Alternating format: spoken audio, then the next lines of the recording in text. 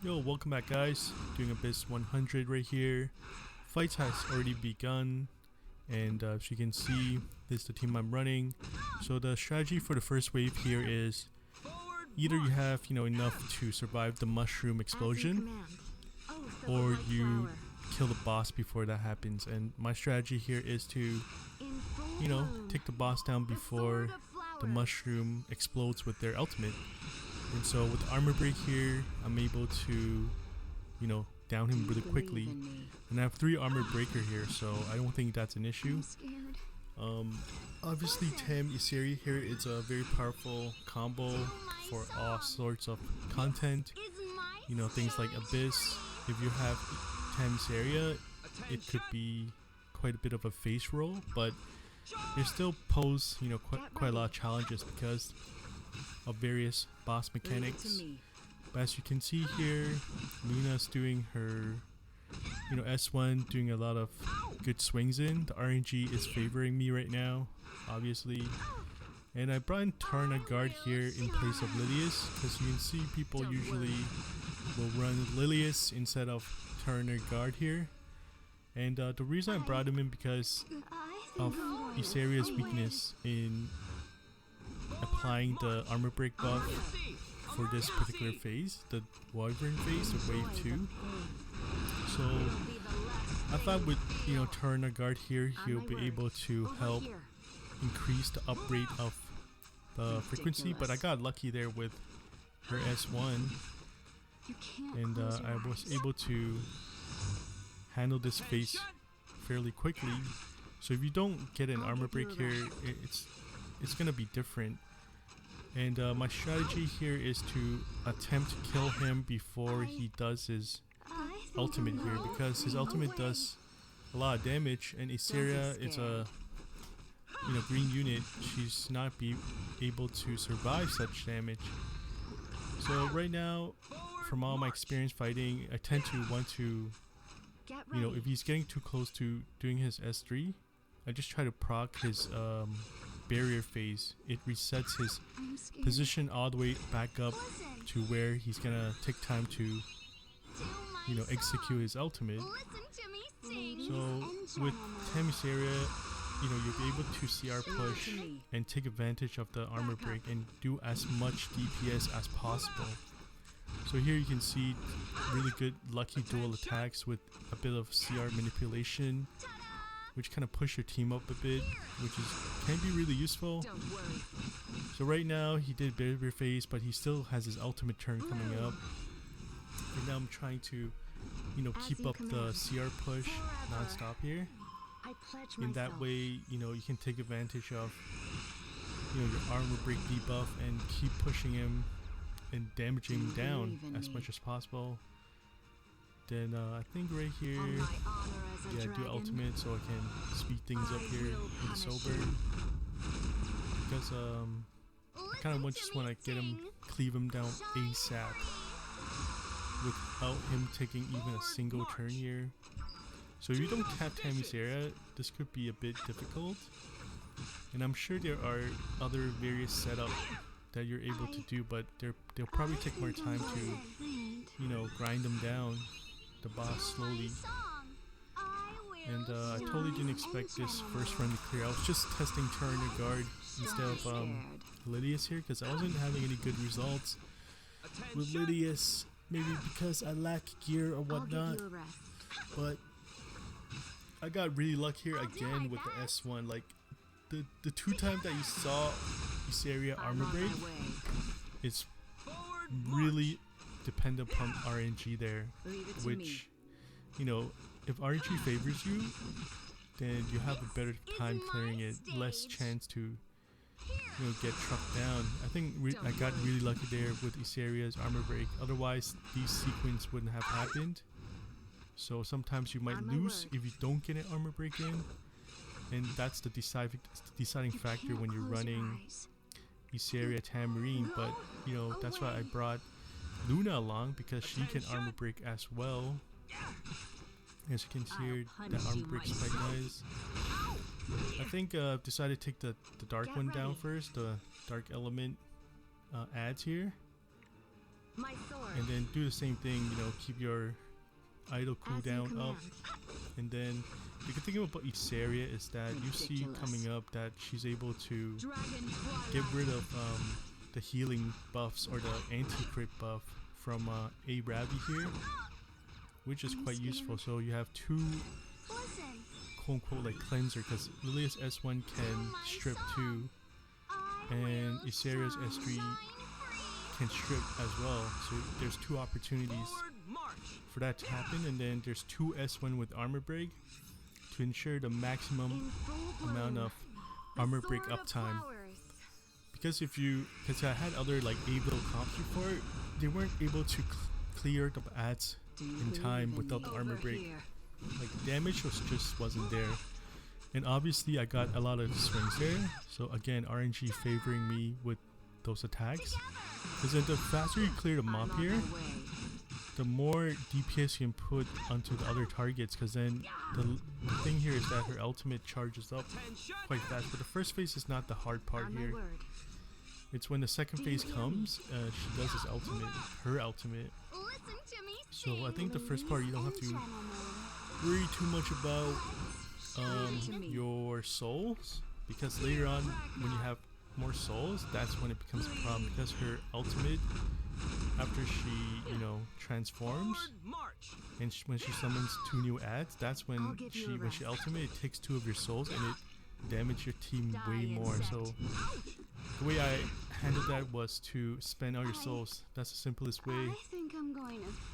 And right now I'm just healing myself up, keeping myself up. Like at this point I wasn't even expecting to clear, because my Taranor Guard wasn't even geared properly for this fight, because he has next to like maybe 50, 60, 70% crit with Luna's crit imprint, as well as his own imprint concentration, which gives around like 11.6% crit. But you know, Luna's good here because she can, if you have like a, you know, even one imprint of Luna, she can help your other character cap their crit. So along with like the artifact that gives you maybe another 4 or 5% depending how much charms you drop on it. So that's an easy 10% that you don't have to get from gear. And right now I'm just, you know, deciding if I should kill her or clear the ad. So I just clear the two ads, then make her spawn the two new ads. That's when you kind of have to handle those two ads as well. And then dropping quite low here. I think one of the good thing about running 3 armor breaker is if you kill them before they do any of their specials, then you kind of in a way don't need as much healing to keep your team up. So in this case, as I'm watching the video over, I realized that they didn't really take their turns, except for maybe a Ravi. And if they do take their turn, they do like all these AoE damage, like one guy jump up in the air and AoE your whole team. That's when you kind of fall behind in terms of healing. But as for that first phase, like those two ads didn't do much. So I'm gonna see what happens here in terms of what attributed to this clear.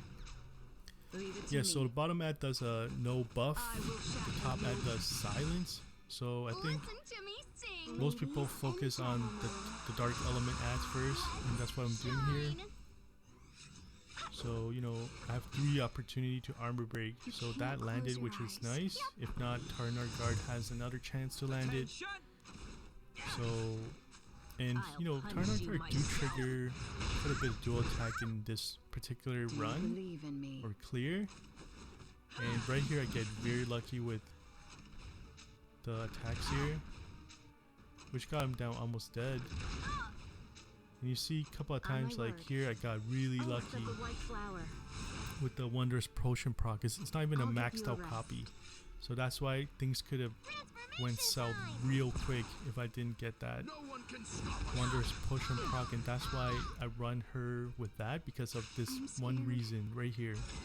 If that stun didn't go away, I might have lost the fight just by that one artifact. So sometimes these things do come into play. So Taranor Guard here. Don't be scared. Oh, I was glad that he was landing his debuffs here. So right now, As you command.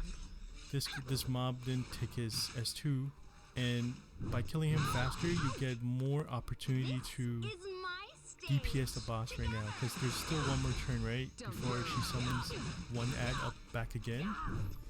So right here, you gotta focus on your soul management. Like at this point, I'll give you a rest. in my mind, it's like I might have a chance Bloom. The sword of because of flowers. Taranor Guard and the luck, some of the RNG. And by no means this is like a guarantee clarity. Like you still have to get lucky sometimes. Listen to me sing. So right now I'm trying to, CR push, try to get as much damage in before she summons the 2 ads again. So right now I got lucky with a crit and armor break, but I don't think it matters too much because she was gonna take her turn and then removes the armor break here. But in this way, like I have 0 soul, right? So she's not gonna drain the 2 soul Get ready. to damage my team as much as it should when I have 2 souls. And that's the mistake I've made with this fight I'm scared. way before. Go. And right now my game plan is to just cleave the ads down ASAP before she builds up her ult again, and then that's when I have more window of opportunity to down her before I have to address the ads again. And Lydius wouldn't have that armor break here, but I've seen it clear with this same setup, but swap Lydius instead of Taranor Guard here. It's doable, but my gear wasn't up there. You can't close And I your still have eyes. two turns, so to speak, or 1 turn to really DPS in. And with this CR push, ideally you want to get an armor break and then just go ham in terms of damage. So here I got really lucky. It didn't even crit, but I still got it in. That's the most important part. I pledge And myself. I think I was trying to S3 here to clear that anti-crit buff. So this didn't crit, but it did remove that anti-crit buff, which was very nice for this part. So here I got lucky with like 10 swings here. I'll do Usually my you best. expect like 1, 2, or 3. So that's above average. So another 30k. So this approach was I just want armor break. Like I just want more consistent DPS, and it kind of did work out. Ladies And obviously you gentlemen. have to build Iseria and Taranor Guard here with more effectiveness. I'll show you the gear after, obviously. And here I was thinking, because soul is better not to keep, so I just burn it for Burning more hatred. damage, so I'm closer to victory here. Desire for revenge. So I mean, yeah, 51k is really nice. And I got luck here with the dual attack into a refresh of the armor break. Again, I got lucky with the dual attack there. The door is too heavy. So I mean, with the give lucky you a dual rest. attack, I'm closer to killing her without getting yourself into a more risky situation. Because as time goes on, the more dangerous it is, unless you're really geared it or not. So right now I'm just kind of like, she's within range, right? Either maybe I archy her down. See, like right here, I got lucky again. If I didn't, like I could have died there. And Wonders Potion didn't have to proc. So that part is really RNG-ish. If she died, the game might have been over. So keep that in mind when you're fighting. Like sometimes a bit of RNG can go a long way. In this case, I'll it give kind you of a rest. in a way like push my win rate way up. So right now I got scared Close your eyes. and I try to attack the ad because she had that attack buff on, and I don't want to give her the healing buff. That's why I attacked the ads there. Not sure if that was the optimal play, but at the time I thought it was a good play. So what determines my decision right now is if I do. So right now I'm thinking I kind of want to race it. Like I don't want to spend more time on the ads.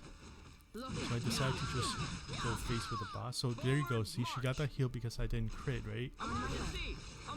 And then somehow Taranor Guard, Get ready. I think they crit but then apply.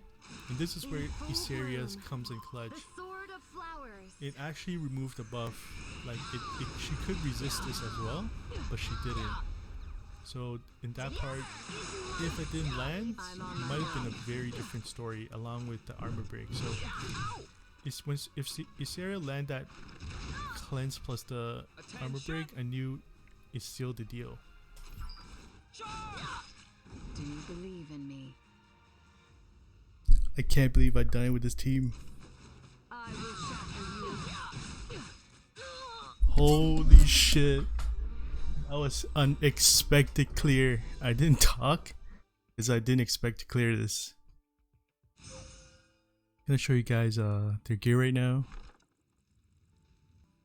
So here's my team. I actually didn't expect to clear it with this team. That's why I wasn't commentating or anything like that on the fight. But I used to run Lilius, but I was just not clearing the second phase consistent enough. So I kind of want to try out Taranor Guard here. And his imprint's maxed out with crit. And he's not even fully crit. I was gonna gear him to try it out. Like that was supposed to be a trial run to see if Taranor Guard is gonna bring anything to the table. But somehow it just happened to clear. I guess because I have 3 armor breaker, so the damage was a lot higher. So I was able to kill them before they do too much damage, and I was able to keep myself up, surprisingly. Like I'm not even running him on speed right now.